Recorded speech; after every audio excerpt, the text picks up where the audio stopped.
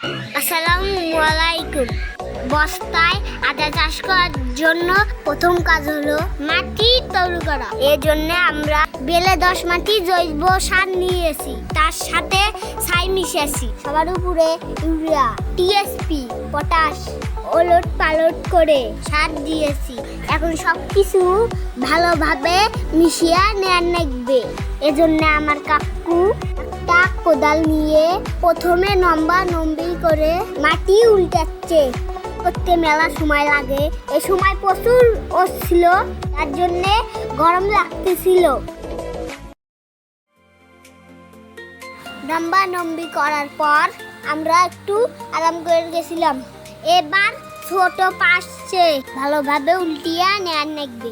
মাটিগুলো আমাদের মাটির কালারগুলো ভালোই ছিল, দেখতে বাদামি রঙের মতন। ভালোভাবে মাটিগুলা উল্টে নেওয়ার কারণে সার ও মাটি একসাথে মিশে যাবে, তাহলে ভালো আদা তৈরি হবে।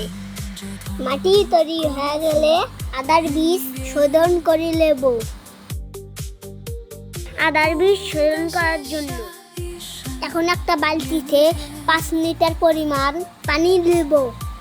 তার মধ্যে আদার বীজগুলো তার সাথে ট্রাইকোডার্মা পাউডার মিশাবো।